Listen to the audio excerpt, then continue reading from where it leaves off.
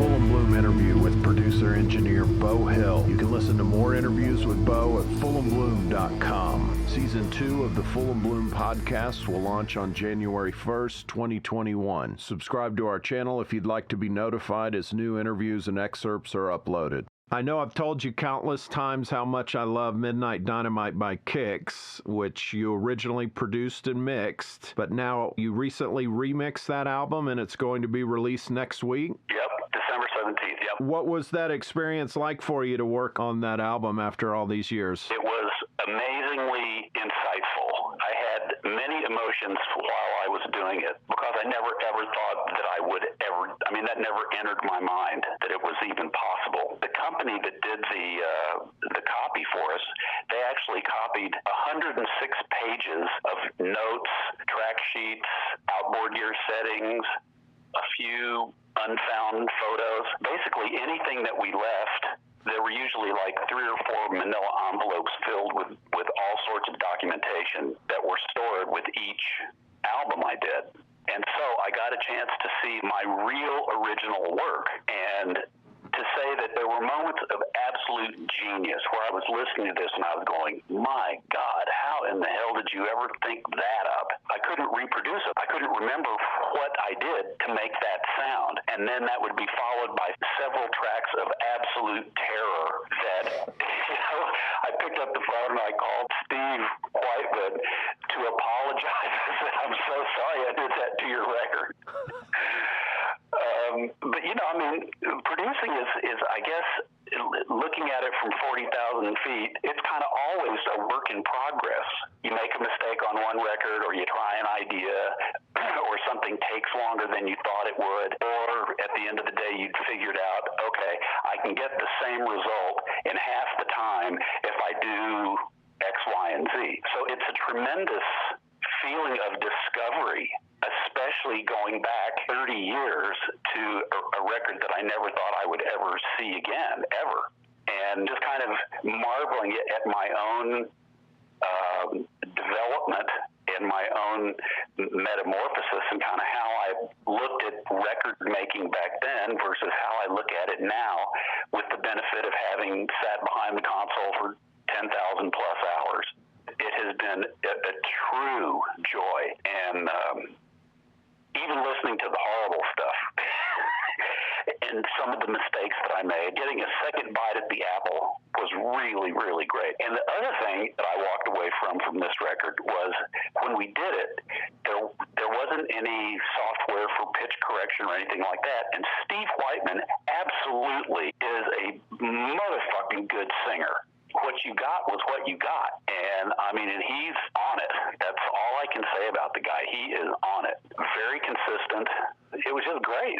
I don't know if I answered your question, Adam, but oh, it does. Yeah. What would be like something that you were just horrified about? Oh, well, I'm going to walk over here and look at one of the track sheets. And if you like, I'll scan one of these and send them over to you. Sure. If you want. Absolutely. Okay. Well, the first thing that I learned was I didn't actually keep my documentation. I let the engineers do it, Faraci and Stefan Benben. And their version of Sanskrit sometimes was very difficult for me to reconstruct in my head because we had so many limitations, physical limitations. If I would be sitting there and I go, hey, I got an idea for a part, find me a track. And so a lot of times we've got like where you would have a percussion on a track sharing space with background vocals, for example. Or, okay, here's one track. It says synth bass, and then it says sequencer at breakdown. And I don't know what in the hell that's supposed to mean because I didn't write it. So it was up to my assistants and my engineers to remember everything and know where it was supposed to go when we started having to patch things in and send things through a mult so that we could split them up and stuff like that. So that was the hardest thing for me, was just not knowing what everything was because I didn't write it down myself, and I should have. So I would have been the prefect of documentation, if you will. That was like one of my first big mistakes, was that I just needed them to patch it in for me one time for me to mix, and then that was going to be the end of it. Okay, see you later, goodbye. And so when I got these, and I was like, wow, this is really, is this a slave reel, or is this the main reel, or is this what is this? You know, it was just kind of wading through those inconsistencies. But once I got in the groove and I realized what they were calling things on the track sheet, then I was like, okay, now I know what this part is. And the other thing was that I played a lot on this KIX record, because there's like keyboards and synth bass and all kinds of crazy sequences and all sorts of bizarre stuff. But the KIX guys were so cool. It was like the weirder I could come up with stuff, you know, they were like, do it. If it's weird, do it. So I would do it. One of my favorite tracks, Walking Away. Anything come to mind remixing that track? Oh, yeah. I mean, there's a lot of counterpart keyboard pieces in there that on the original, I guess I was just more intimidated to have them be prominent at all, because, you know, KIX is a two-guitar band, basically. But they let me put all this other crap in, you know, just as ear candy and, you know, just stuff to make it sound a little more interesting. And so for the remix, I really just approached it like, I want the most interesting part, whatever that is, to draw the listener's attention to the most interesting part of, or section, or change, or transition, as opposed to me going, oh man, I shouldn't, you know, this is really just kind of textural garbage in the background, as opposed to actually being able to hear it. So I guess I was able to, I turned keyboards up in certain spots and still trying to keep it as true to, you know, the KIX formula and the KIX reality. I mean, it is definitely a two-guitar dominated band. Blow My Fuse was, you didn't cut that record, so this would be, even though you remixed that one, you were working on someone else's stuff. So yeah, this is the actual first time you've ever gone back and remixed your own work? Yeah. And do they own Go ahead. No, they work something out with Atlantic, or actually I think now all those masters are with Roadrunner maybe. From an admin point of view, that's a Mark Schenker question, because he's the one that organized everything. At some point, these master reels go back. Isn't it like 35 years, or they finally go back? Yeah, 35 years. And, you know, and all kinds of bad stuff happens to tape over time. The backing comes off, and the... Yeah, you have to bake them, usually. Right. These, luckily, both records were stored very carefully. And aside from the fact that we had in one of the manila envelopes at some point had some water damage. And so a couple of pieces of paper, they weren't really that critical to the mix, but it was just more documentation, you know, and they had like stains and mildew on them and stuff like that. But by and large, they were in very good shape. And then also the duplicating company that does this, they are very careful to give all the comments that they had while they were running them. Did the sync lock drop? Was the sync lock good throughout? Were the tone, the alignment tone reels, did they line up properly and stuff like that? So they document all of their restoration work and send that along. So I knew exactly what, if any, problems I was going to have just from a duplication perspective. And so what's something also you were impressed by that you did back then? Wow. Well, I thought that the guitar sounds were pretty damn good. I didn't really have to do too much to those at all. And it was also very nice because I used, as you and I think we discussed before, Mike Slamer came in and did some work. Here's an interesting, just a complete side note. On that particular record, a friend of mine, Keith Lenton, who was the guitar player in Shanghai, and one of the head engineers at Atlantic, a guy named Bill Dooley, who has passed away, Atlantic had put some sort of pressure on me to get this record done, and I just didn't have enough time. So I farmed out 2 songs to my friends, and they were doing those in another studio at Atlantic. So I was in Studio B, and they were in Studio C or something like that. And so they were busy working on 2 songs. And Jimmy had to go into the hospital to have emergency back surgery, believe it or not, in the middle of the goddamn record. And so we hired and Fig, David Letterman's drummer. But your old bandmate in Shanghai, right?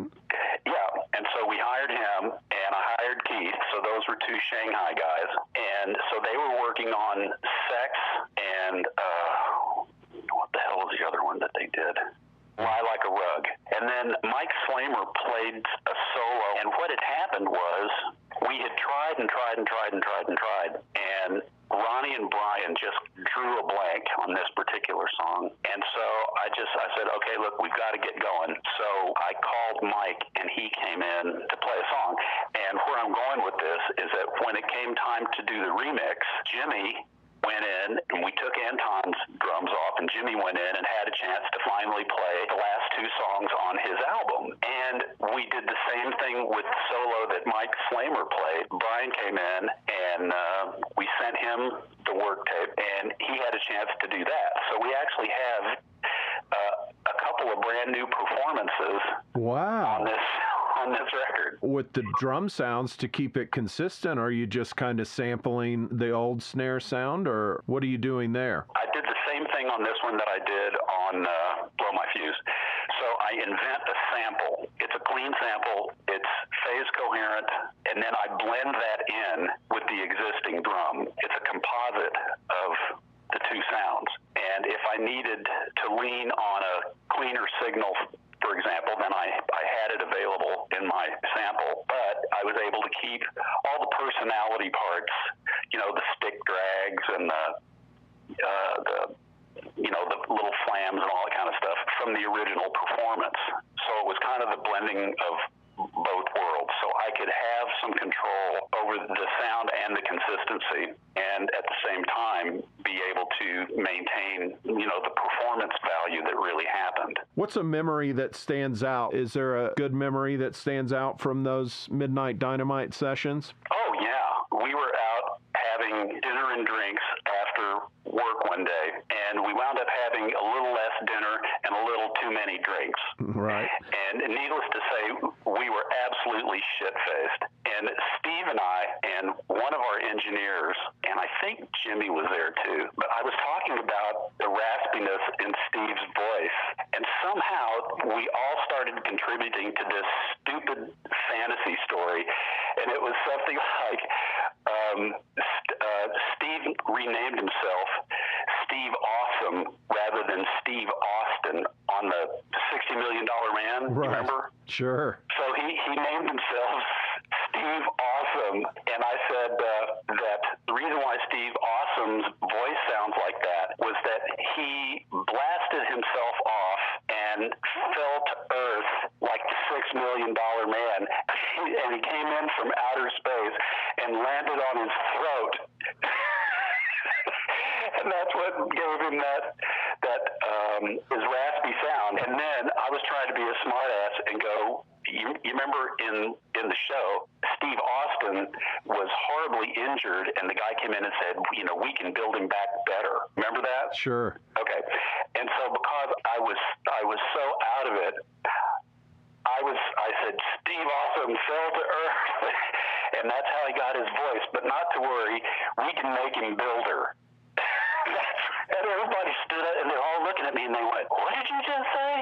That was the punchline. We can make him builder. And every time I talk to Steve, I just go, when I think about that stupid evening out, I just start laughing out loud. And he can't help it either. He just immediately cracks up, and he goes, yep, we can make him builder. I mean, it makes no sense, but that was one of the highlights. And actually, that record was so fun that I don't know how we even had time to make the record, because everybody was laughing and cutting up, and it was just fun.